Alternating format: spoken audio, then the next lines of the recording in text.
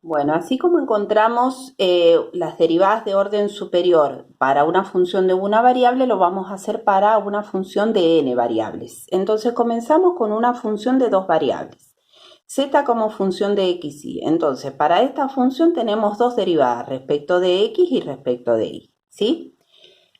A cada una de estas son funciones nuevamente que están dependiendo de x y de y, por lo tanto puedo seguir derivándolas.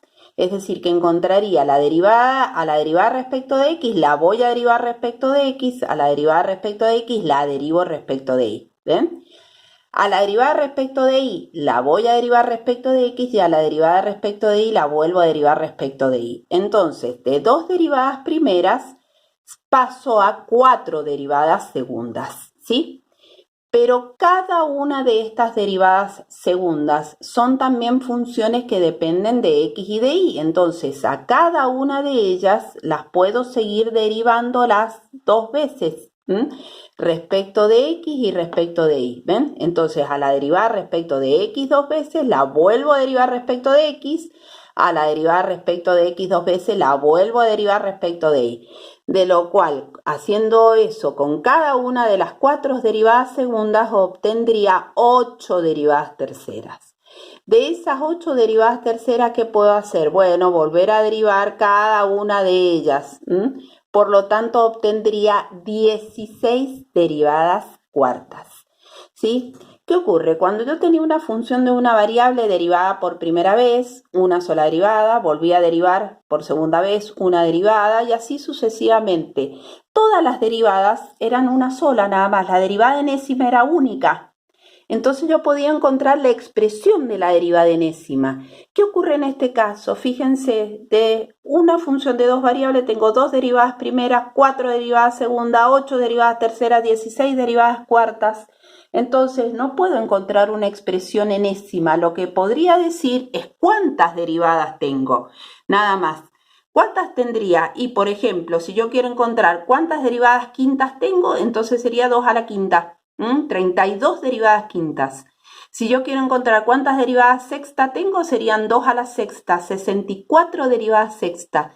Pero no puedo encontrar una forma general de una derivada enésima, sino la cantidad de derivadas que tendría de orden superior.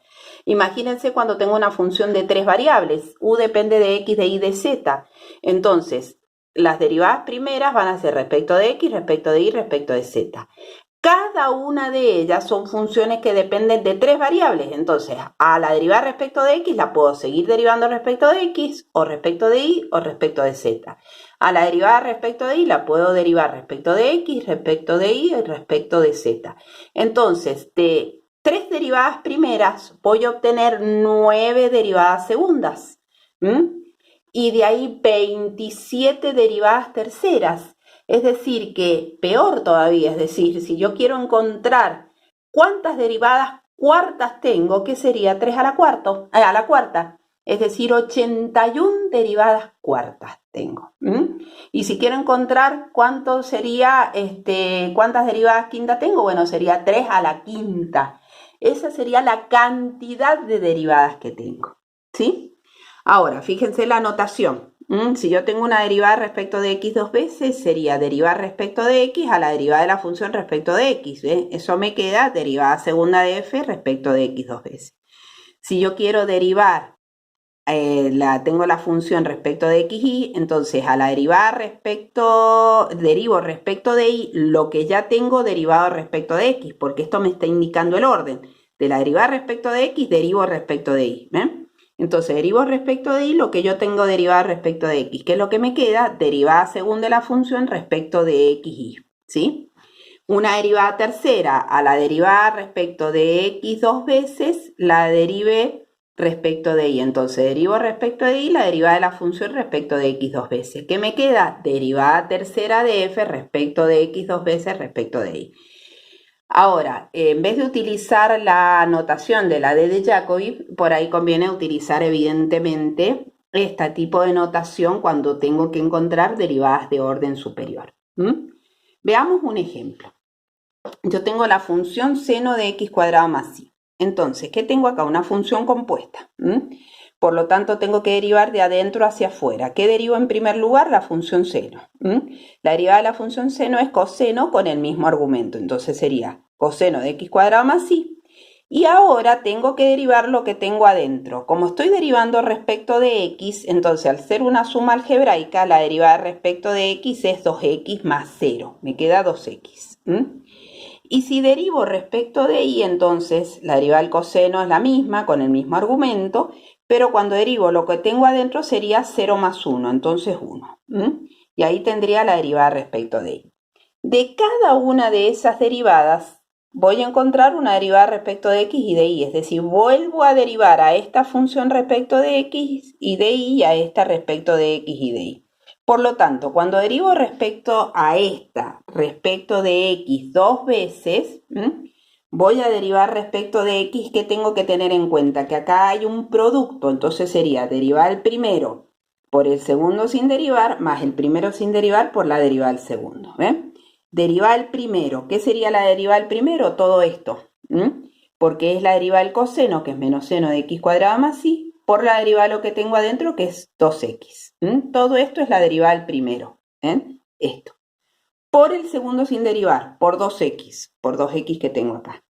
Más el primero sin derivar, por la derivada del segundo, que es 2. ¿Sí? Ahí tendría entonces la derivada de respecto de x dos veces. Si yo derivo ahora a esto respecto de y, entonces 2x es una constante, que es lo único que tendría que derivar, esta parte. Y la derivada de esta parte sería menos seno de x cuadrado más y por 1 por 2x. Esa es la derivada que me queda.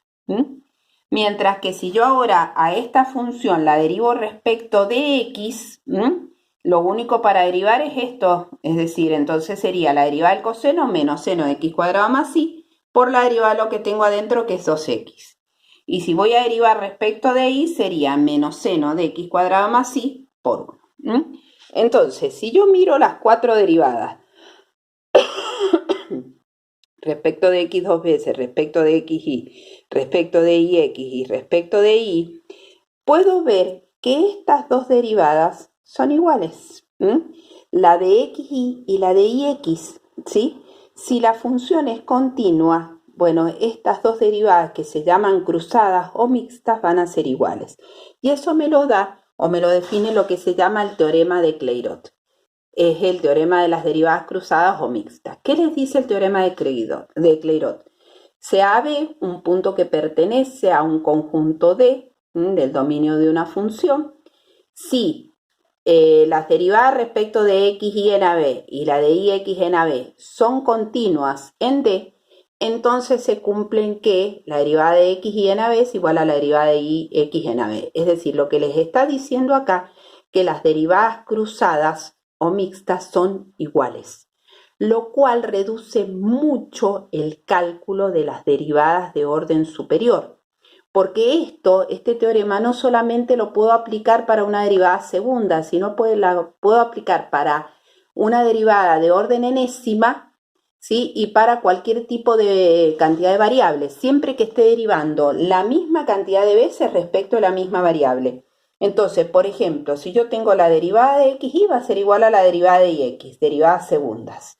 Pero si yo tengo derivadas terceras, por ejemplo, que acá las tenía, ¿ven? Entonces, yo digo, bueno, las derivadas terceras van a ser iguales siempre que esté derivando la misma cantidad de veces respecto a la misma variable, pero no importa el orden. Entonces, esta es la misma que esta, ¿ven?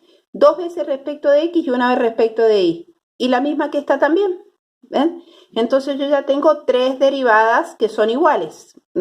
Estoy derivando dos veces respecto de x y una vez respecto de y. Y fíjense, esta, que es la derivada de x y y, derivo una vez respecto de x, dos veces respecto de y, es la misma que esta y es la misma que esta también. Entonces, yo voy a tener la derivada de x tres veces. Cuando derive dos veces respecto de x y una vez respecto de y, no importa el orden. Cuando derive dos veces respecto de y y una vez respecto de x, no importa el orden. Y la derivada respecto de y tres veces. Entonces, de las 8 derivadas terceras, yo podría calcular solamente 4, nada más. Siempre y cuando las funciones sean continuas. Lo mismo si yo voy a tener una derivada de orden 4, ¿eh?